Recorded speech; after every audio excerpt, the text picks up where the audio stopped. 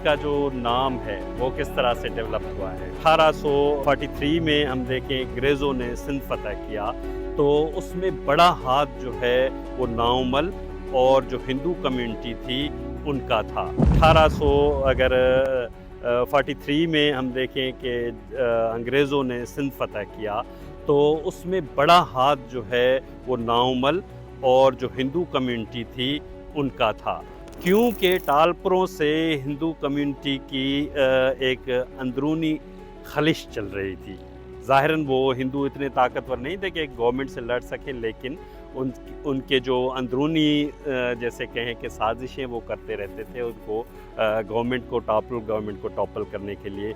इस तरह से जैसे अंग्रेज़ जो है वो सेकंड अफ़गान वार, फर्स्ट अफ़गान वार उन लोगों ने लड़ी, तो उसमें सेकंड में जो है नाउमल और उनके साथियों को बड़ी सपोर्ट थी अंग्रेज़ों को उनकी ना। उन लोगों ने अंग्रेज़ों को पूरा मटेरियल दिया, खाना पीना सारी चीज़ें, और काफ़ी चीज़ें क्रेडिट पे थी। इवन जो है वो कैश मनी भी प्रोवाइड की गई ताकि अंग्रेज़ों को ज़्यादा से ज़्यादा फैसिलिटेट करे। और नाउमल और दूसरे जो उनके पूरी कम्युनिटी थी, हिंदू कम्युनिटी, उन लोगों ने बाकायदा मुख्तलिफ टाइम पे अंग्रेज़ों को हिडन लेटर्स लिखे हैं, जो यहाँ पे बिज़नेस इन लोगों ने कोठियाँ खोली थी उनके सरबराहों को कि आप आएँ सिंध में, आप कंट्रोल करें, यहाँ पर ये बिल्कुल नाअहल हुक्मरान हैं टालपुर, आप चलाएं इस सिंध को, आप बेहतर बनाएं, और ये अच्छी जगह है, प्रॉफिटेबल है, बिज़नेस में अच्छी जगह है। तो ये पूरी एक थ्योरी है पीछे जिसमें अंग्रेज़ों के पुश मिलता रहा कि भाई आप आएँ और कंट्रोल करें। ये नाउमल और दूसरी हिंदू कम्युनिटी के। नाउमल का अगर हम देखें किस्सा, तो नाउमल पहले तो सेवन की तरफ उनकी जो आबा व अजदाद जो है वो एक गांव है छोटा सा, छिन्नी की तरफ उनकी रहाइश थी। तो नाउमल के जो अब्बा जो हैं वो उनसे नाराज़ हो गए और उन अलग एक बिज़नेस शुरू किया। उसके बाद वो आ गए हब की तरफ, क्योंकि ये जो छोटे छोटे हार्बर थे वहाँ आके रहते थे और जो इंपोर्ट एक्सपोर्ट का बिज़नेस ज़्यादातर करते थे। तो ये हब की तरफ इन लोगों ने अपना वो वहाँ पर कोठियाँ बनाई, बिज़नेस बहुत अच्छा बिज़नेस उनका चलने लगा। नाउमल बहुत जो है उनकी फैमिली पैसा कमाने लगी। लेकिन हुआ ये कि वहाँ पे वो जो हार्बर था वो आहिस्ता आहिस्ता वो जो रेत है समंदर की उससे दबता हुआ वो हार्बर की हैसियत उसकी ख़त्म हो गई और जहाज़ वहाँ फंसने लगे, आने छोड़ दिए। तो फिर उन लोगों ने ज़ाहिरन पैसा था नाउमल की फैमिली के पास, तो वो दूसरा कोई हार्बर ढूंढने, ऐसी जगह जहाँ पर आराम से जहाज़ हो। तो ये कराची उनको बहुत सूटेबल लगा, तो ये पूरी फैमिली फिर अपना बिज़नेस शिफ्ट कर गई कराची। तो ऐसा कहें कि उसके बाद कराची की किस्मत जाग उठी, जो एक कस्बा था उससे अब एक इकोनॉमिकल डेवलपमेंट होने लगी।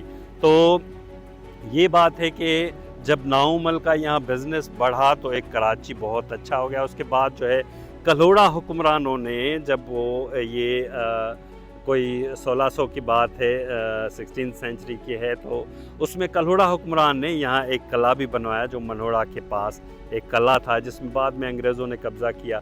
खैर वो किला था उन लोगों ने बनवाया, लेकिन कल्होड़ों की और कल्लात जो स्टेट थी, खानफ कल्लात वालों की आपस में दुश्मनी हो गई। लड़ाई में खानफ कल्लात के भाई की डेथ हो गई कल्होड़ों के हाथों। तो फिर ये जरगा हुआ, जरगे में ये फ़ैसला हुआ कि हम कराची आपको दे रहे हैं। उसमें जो है वो उन लोगों ने कराची को फिर जो है कल्लात हुकूमत को दे दिया।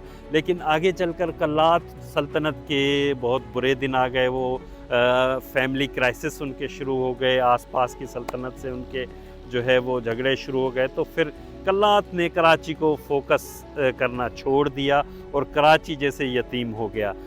तो फिर उस यतीमी के दौरान जो नाउमल है और दूसरी हिंदू कम्युनिटी है, उसने पूरे हिंदू कम्युनिटीज़ को बुलवाया, वहाँ पे बड़ी कोठियाँ सेटअप की, बड़ा बिज़नेस, बड़ा अच्छा हार्बर डेवलप हुआ। तो वो का जो है वो पूरा नाउमल जैसे कराची का समझें एक डिफेक्टो सरबराह बन गया कि नाम में तो नहीं था लेकिन सारी उस पे चलती थी। फिर कराची को उन लोगों ने जो छोटे हमलावर थे, कबीला थे, क्योंकि जोखियो और दूसरे कबीले थे जो कभी कभी हमला करते थे, तो एक पूरा किले की तरह दीवार बनवाई चारों तरफ। उसके बाद ही ये दो दरवाजे जो थे वो बने, तो उसके یہ کھارا در میٹھا در، یعنی کھارا در جو سمندر کی طرف کھارا پانی ہے تو کھارا در بنا، میٹھا در پھر اس طرف جو گارڈن کی طرف اس طرف میٹھا در بنا، اور وہاں پہ جو ہے پھر یہ ہے کہ میٹھا پانی تھا تو اس وجہ سے وہاں پہ ایک بنا۔ اچھا، ناؤمل نے انگریزوں کی کیوں مدد کی، اس کے پیچھے اس کی کیا کہتے خلفشار تھے یا کیا اس کے پرابلمز تھے؟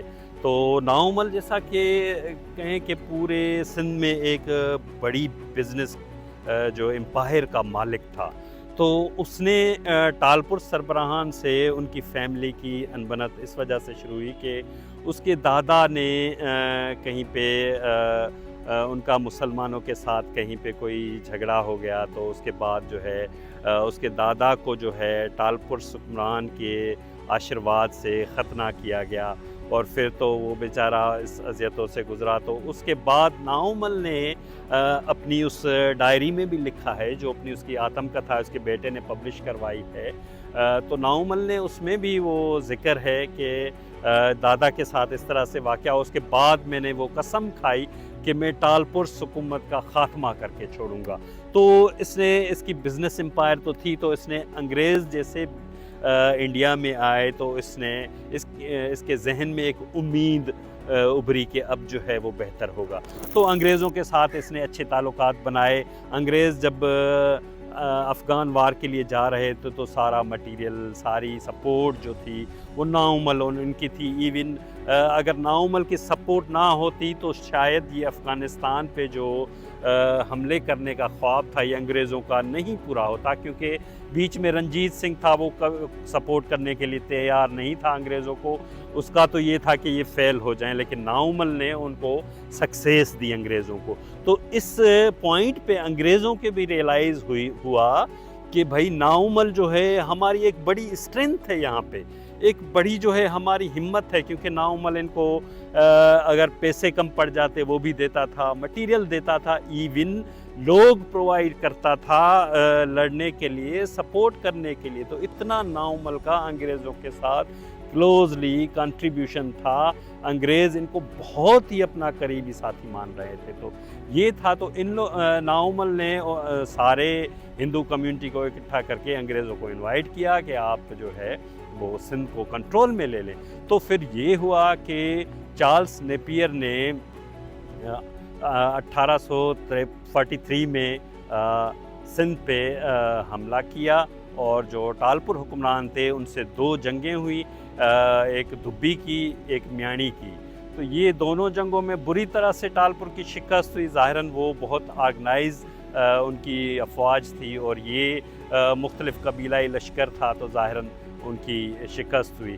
شکست کے بعد جو ہے چارلس نیپیئر نے کنٹرول کر لیا۔ چارلس نیپیئر نے کنٹرول کر کے پوری سندھ کو اپنے اس میں تحویل میں لے لیا، اور پھر جو سندھ میں جو چارلس نیپیئر نے ایک نظام لاگو کیا، اس نے یہ کیا کہ 3 جو ہے وہ کلیکٹوریٹ اس نے بنائے، یعنی ایک کلیکٹوریٹ کراچی کا تھا جو کلیکٹر سنبھالے گا، وہ فوجی سربراہ تھا، انگریز فوجی سربراہ، دوسرا جو ہے وہ حیدرآباد تھا، اور تیسرا جو ہے وہ شکارپور تھا۔ یعنی 3 انتظامی جو کہیں کہ حصے تھے سندھ کے، وہ یہ چارلس نیپیئر نے ڈیولپ کیے اور خود گورنر بنا۔ اس کے بعد جو ہے یہ 1847 تک یہ گورنر رہا، اور یہ کلیکٹوریٹ ایسے چلتے رہے۔